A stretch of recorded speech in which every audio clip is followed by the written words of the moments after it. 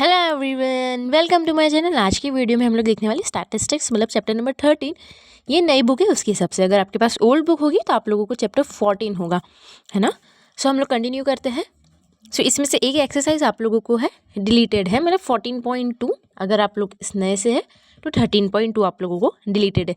अब ये स्टैटिस्टिक्स जो है ना, इसमें से 5 मार्क्स का तो आता ही है हमेशा, ठीक है। प्रोबेबिलिटी, स्टैटिस्टिक्स, ये दोनों लास्ट के चैप्टर ईजी होते हैं, बहुत ज़्यादा ईजी नहीं होते, क्योंकि आप लोगों को ऐसा लगता है कि स्टैटिस्टिक्स बहुत ईजी होगा, लेकिन बोर्ड्स में इसका बहुत ईजी क्वेश्चन जो है नहीं बनता है, थोड़ा सा टफ बनता है, थोड़ा सा कंफ्यूजिंग बनता है, ठीक है। बेसिक मैथ्स वालों को के लिए एनसीईआरटी से बनेगा, लेकिन अगर आपका स्टैंडर्ड है तो आपके लिए थोड़ा सा ये टफ होगा। सो मैं एग्जाम्पल नंबर फर्स्ट को वेरी इंपॉर्टेंट मार्क बताऊंगी, क्योंकि ये वाले एग्जाम्पल से आपको बहुत सारी चीज़ें जो है वो क्लियर हो जाएगी। पर्सनली मुझे स्टैटिस्टिक्स पसंद नहीं था, 12th में भी नहीं था मुझे, 11th में भी नहीं था, 10th में भी नहीं था, 9th तक मुझे बहुत अच्छा लगता था, क्योंकि इसमें बहुत सारी ऐसी चीज़ें आती है जो हम लोगों को बहुत कंफ्यूज कर देती है, और ये बहुत टाइम कंज्यूमिंग मुझे लगता था हमेशा से, कि इतने सारे इंटू करना, ये करना, वो, है ना।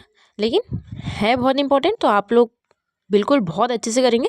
एग्जाम्पल नंबर 1 मैंने आपको इंपॉर्टेंट बताया है, बाकी इसमें कुछ और ऐसे एग्जाम्पल्स नहीं दिख रहे हैं, ठीक है। एग्जाम्पल नंबर 2 इज़ ओके, है ना। आप लोग मतलब प्रैक्टिस के लिए तो आप स्टैटिस्टिक्स का पूरा कर लो तो थोड़ा सा आपको बहुत अच्छा रहेगा। वैसे भी लास्ट में बच्चे ये वाले स्टैटिस्टिक्स को लास्ट में पढ़ते हैं, बहुत सारे बच्चे शुरू में नहीं पढ़ते हैं, है ना। सो एग्जाम्पल नंबर 3 को भी आप इंपॉर्टेंट मार्क करेंगे, ठीक है। ये सारे जो आपके कॉन्सेप्ट्स बिल्ड बहुत अच्छे से करेंगे। और 13.1 में से वैसे ये वाले थोड़े से ईजी होते हैं, जो फर्स्ट सेकेंड थर्ड है। उसके बाद से अगर आप देखेंगे तो 4th 5th 6th और 7th और 8 9, मतलब इसको थोड़ा सा आप अच्छे से कर लेना। एक 7th वाले को अच्छे से कर लेना, एक 9th वाले को अच्छे से कर लेना, है ना। और इसमें से 2-3 अच्छे से कर लेना, ताकि आपके जो थोड़े बहुत कॉन्सेप्ट्स है वो बहुत अच्छे से बिल्ड हो जाए, थोड़ा आपको अच्छी चीज़ें समझ आने लग जाए, ठीक है। तो आप मेरे हिसाब से आप सबकी थोड़ी बहुत प्रैक्टिस कर लेना। अब मोड आता है तो उसमें हम लोग देखते हैं कि इसकी जो एक्सरसाइज रहती है वो इंपॉर्टेंट रहती है। और देखिए स्टैटिस्टिक्स और प्रोबेबिलिटी में से एक चीज़ ये याद रखना कि आप लोगों को इसमें से एमसीक्यूज भी बनते हैं, ऐसा नहीं कि इसमें से एमसीक्यूज नहीं बनेंगे, और थोड़ा सा टाइम कंज्यूमिंग होता है। सो कुछ भी ऐसा क्वेश्चन बन जाएगा और उसमें से एमसीक्यूज भी बन सकता है इसमें से, ठीक है। सो आपको उसका मोड निकालना पड़ेगा, रेंज, मीन, जो भी आपको होगा वो सारी चीज़ें आपको लिखानी पड़ेगी। 13.2 इज़ अगेन, मैं इसमें से आपको यही सजेस्ट करूँगी कि आप सारे क्वेश्चंस करेंगे, और बेहतर होगा कि क्वेश्चन नंबर 3 और क्वेश्चन नंबर 5th जो है उसको बहुत बहुत अच्छे से करेंगे, ठीक है। और क्वेश्चन नंबर 6th को भी अच्छे से कर लेंगे, ठीक है। बाकी इनको बहुत अच्छे से करेंगे। ये वाले जो क्वेश्चंस रहते हैं ये थोड़े बहुत इनका डेटा चेंज हो जाता है, और थोड़ी बहुत चीज़ें जो है वो सारी चीज़ें चेंज तो थोड़ी बहुत चीज़ें चेंज होती, बहुत सारी तो नहीं होती, हाँ। और इसमें से अगर आप लोग आर डी शर्मा में से प्रीफर करोगे ना इसको, इसके थोड़ा सा करना, तो वो बहुत अच्छा रहेगा। लेकिन अभी एग्जाम टाइम में तो आप इतना नहीं कर पाओगे, लेकिन एनसीईआरटी में से अगर करते हो तो इतना ज़रूर करना। और अगर हम लोग अभी डेक्स एक्सरसाइज पे देखते हैं, सो इसमें से भी मैं स्टैटिस्टिक्स में तो मैं सारी चीज़ें ही बता देती हूँ, क्योंकि सारी चीज़ें ही इंपॉर्टेंट होती है। अब इसमें से एक चीज़ आती है कि एक लेस देन आती है और एक मोर देन वाली आती है। तो ये वाली जो क्वेश्चन रहती है बहुत ज़्यादा इंपॉर्टेंट रहते हैं, ठीक है। सबसे ज़्यादा इंपॉर्टेंट ये वाले क्वेश्चन रहते हैं। तो ये वाले क्वेश्चन अगर आप लोगों को मिलेंगे तो आप बिल्कुल बहुत अच्छे से करेंगे। जैसे एग्जाम्पल नंबर 7 में दिया है, ठीक है। एक एग्जाम्पल नंबर 7 में आपको दिया है, सो वो बहुत ज़्यादा इंपॉर्टेंट हो जाएगा, तो उसको बहुत अच्छे से करेंगे। Example number 8 is also important, ठीक है, क्योंकि इसमें आपको एक्स की और वाई की वैल्यूज़ निकालनी पड़ेगी।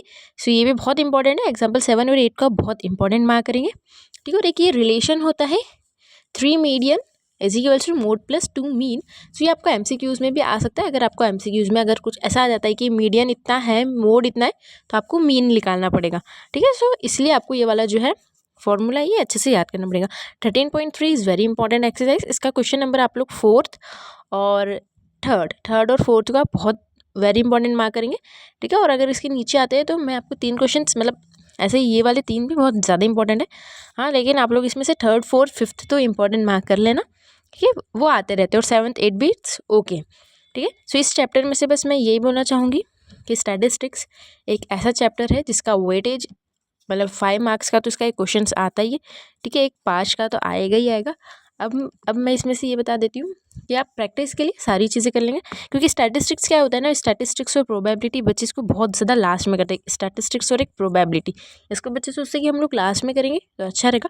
ये थोड़ा टाइम कंज्यूमिंग होता है, इसमें थोड़ा सा सोचना पड़ता है। आप डायरेक्ट ऐसा फॉर्मूला लगा के नहीं कर सकते, इसमें थोड़ा सा सोचना पड़ता है, तो इसको बहुत अच्छे से करेंगे।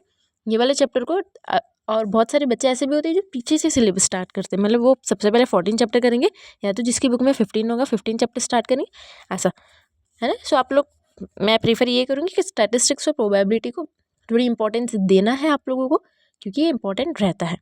ठीक है बच्चों, तो कल वाले वीडियो में हम लोग प्रोबेबिलिटी देखेंगे। सो इस वीडियो के लिए इतना ही, जब तक के लिए बाय।